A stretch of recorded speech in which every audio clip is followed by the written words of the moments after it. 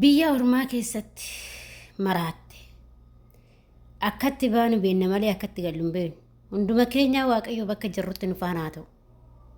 Dhugaa waan hedduu baay'ee namatti dhaga'amudha. Nan nyaadhantu nama nyaatti. Akkuma suuraa irratti argaa jirtan kana obboleettiin keenya akkuma anaa akkuma si'iitan biyya ormaa keessa dalagadha jettee baate har'a biyya namaa keessatti immoo sammuu ishee dhabde.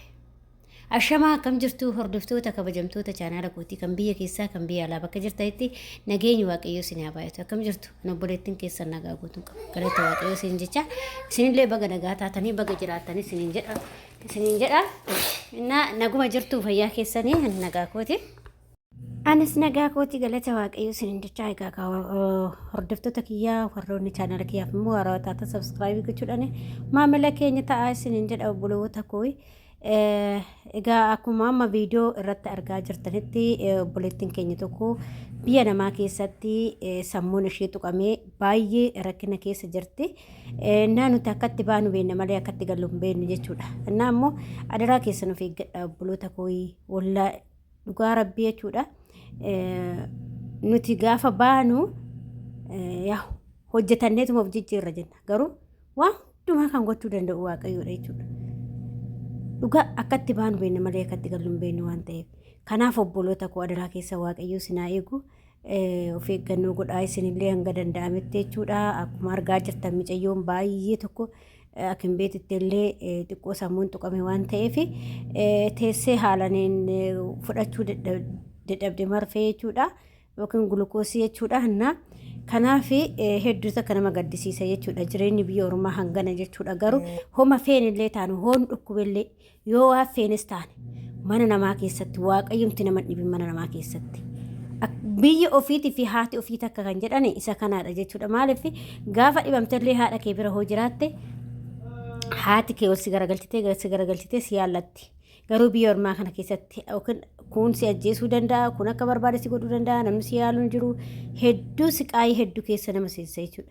Kanaaf jennaan adaraa keessan obboloota koo Waaqayyoomti nu haa tiksu akkuma tsalooti godhadhaa akka amantaa keessaniitiin du'aa fi tsalooti godhadhaa isiniin jedha akkuma amantaa keessan qabdaniini maaliif kan kadhannaa caalu hin jiru jechuudha. Gonkumaayyuu Waaqayyo yoo kadhatte wanti irraa dhabdu hin jiru jechuudha. Kanaaf immoo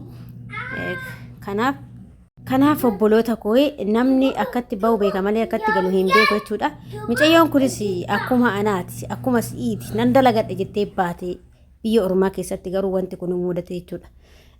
Wanti mudate kun immoo Waaqayyo isin hin mudatini dhugaa hedduu akka nama gaddisiisa.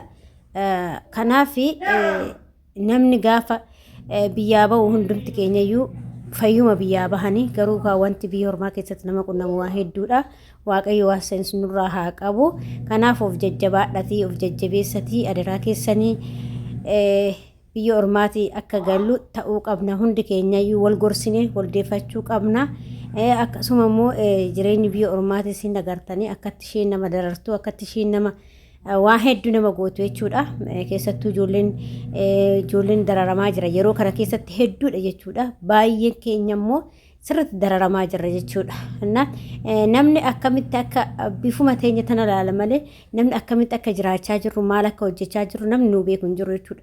Nuti warra mana madaamee jiru qimamootee mana madaamee jirutu fi ijoollee badhoo hojjettu ijoollee dhiiraa akkasiisan qofatu walii beeka jechuudha. Maaliif akkamitti akka qarshii kana finnu hin beekna. Nutis hojjetannee of jijjiirradha malee asitti qisaasofneetii miti jechuudha. Yookiin immoo hojii dhabneetii miti yookiin immoo kan baaniif dalagaadhaa of jijjiirraa maatii keenya jijjiirra jenneeti jechuudha. Garuu wanti nama qunnamu waan baay'eedha. Yeroo akkatti nama waan kan qunnamu baay'ee nama gaddisiisa jechuudha. Hedduu akka na gaddisiise kan mucayyoo kanaa jechuudha.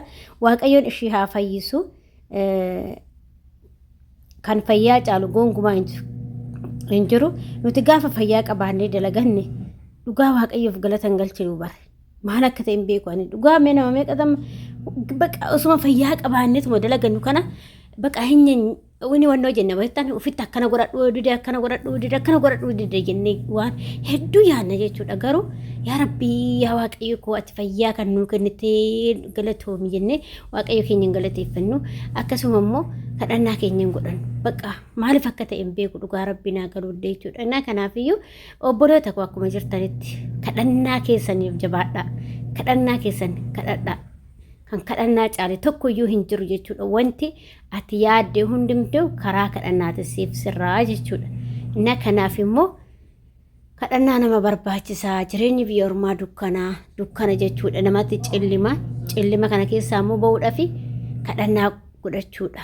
Akkuma amantaa keessanitti amantuma fedheellee yoo ta'e kadhannaa gaafa godhattu du'aa gaafa godhattu waaqayyo sii dhagaa jechuudha. Kanaaf akkuma biyya ormaa kana keessaa gallu akkuma waan hin taane nurraa haa qabu gooftani inni nagaan nu baase nu biyya keenyattis nagaan nu agalchu jechuudha. Kanaaf jennaan adaraa keessan obboloota ko of eeggannoo guddaa godha. Iddoo kanatti waaqayyo sinaa eeguu nuti akkatti baanu beennaa. Garuu namni keenya amma biyya keessatti akkam jirtiin tallee beduu jedhan meefsuu urmashii kana laalanii akkam jirtitti toleen tallee yeroo takkaanis na ergadha ala kana jedha. Bakka daa'ima guuranii as arguu isheen asitti siqaayee hedduu nyaatti jechuudha. Garuu namni bifuma namaa laala malee keessi namaa keenya kun kan gubatee jiru jechuudha. Doo keessa keenya laalani. Kanaaf aga danda'ametti immoo obsuun furmaatadha. Waaqayyo keessan kadhachaatiniin isiniin jedha hordoftoota kiyyaa waan baay'ee na gaddisiise fan miciyyoo kanarratti waraabuu dhaqee jechuudha. Baay'ee na gaddisiise hedduu na gaddisiise jechuudha. Maaliif bakka kana odoo ana ta'e si ta'e jettee boostee gaafa of laaltu hedduu si cinqa jechuudha. Dhugaa waaqaa hedduu si cinqa jechuudha. Maaliif amma warri isheetillee yookiin dhagaan ta'a yookiin dhageenye ta'a ishees nu dalagdee nu jiraattee nu sirreessatti jedhu. Garuu immoo isheen akkas taatee jirti jechuudha. Kanaaf obboloota koo waaqayyo miciyyoo keenya kanallee waaqayyo nuuf haa fayyisu fayyaa guututti ishee haa deebisu. Nuti dhugaa babbaqaa keessaa ijoollumti biyya ormaa kun maaliif akka fatanaan kun nutti baa'atu hin beeku. Baay'ee nutti baa'ata fatanaan jechuudha. Hedduu karaa hedduu asitti baa'ata jechuudha fatanaan. Dhugaa biyya lafaa kana ta'e ani waanuma sanaa galuu dide. Biyyuma lafaa tanatti fatanaan baa'atti immoo qimamochuma mana madaamii kanatti fatanaan baa'ata dhugaa rabbi. Innaa akkasii isiniin jedha hordoftoota kiyyaa. Kanaaf immoo kadhannaa keessaniin jabaadha. Wanni isin gorsu keessaa akkasuma ijoolleen musliimallee du'aa keessaniin jabaadha. Kiristaanis immoo kadhannaa keessaniin jabaadha. Hundumti keessanii akka amantaa keessaniitti kadhannaa keessan gaafa godhattani waaqayyoon namaa dhagaa jechuudha. Kanaaf hunda caalaa isatu doorsaa jechuudha. Innaa akkasii isiniin jedha hordoftoota kiyyaa. Hedduu takka garaana nyaatte miciyyoon kun osoo har'a haadha ofii bira jiraatanii abbaa ofii bira jiraatanii homaa namatti illee dhagahamu waan feetes taatu. Garuu biyya ormaa keessatti akkana ta'uun hedduu si gaddisiisa jechuudha. Wanti akkana ta'uun hedduu si gaddisiisa jechuudha. Kanaaf hordoftoota kiyya adaraa keessanii of eeggannoo godhaa waan akkanaarraa jechuudha. Waaqayyo isinaa eegu rabbi keessan kadhadhaa akkuma amantaa keessatti kadhannaa keessaniin jabaadhaa. Kadhannaa keessanii inuma isiniif guuta waan waaqayyo waan itti yaaddan hunduma isinii haa guutu. Hunduma keessaniyyuu hedduu na gaddisiise. Maaliif osoo ana ta'e maalan godhan jedha. Osoo si ta'e maal godhetta gaafii sitti ta'a iddoon kun jechuudha. Maaliif isheenis akkuma naati akkuma si'i nan dalagadha jettee baate malee wanta kana narra ga'een jettee hin baane. Garuu ta'e kaa wanti ta'e sun immoo iddoo isa yoo buutee ofii keetii ilaaltu hedduu si gaddisiisa jechuudha. Hedduu si gaddisiisa jechuudha. Jireenyi biyya ormaa akkana qabdi. Yeroo gaarummaan hin qabdu bar biyya namaatu gaarummaa qabdi jedhan. Gaarummaan hin qabdu bar markii keenya fixxee umrii keenya fixxee nu maraachitee waa hedduu nu goote biyya ormaatu ni jechuudha. Kanaaf immoo obsanii dalaguudha. Wanni dalagatan tokko obsitee gaafa obsitee dadhabdu immoo waan baay'ee keessa seentee jechuudha. Lubbuu keetuu hin galaafachuu dandeessi. Garuu immoo isa osoo hin taane obsuutu waa hunduma caalaa waaqayyo guyyaa tokko karra sii bana waan ta'eef obsuuni baay'ee barbaachisaadha. Obsa namaaf haa kennu waaqayyo. Waanuma ta'e hundattuuyyuu obsuu qabnaa. Obsinee hoo jenne inuma irra dabarraa isiniin jedha hordoftoota tiyyaa. Akkasii mucayyoo keenyas waaqayyoon harka diinaa keessaa ishii haa baasu. Hedduu na garaana nyaatte rabbi.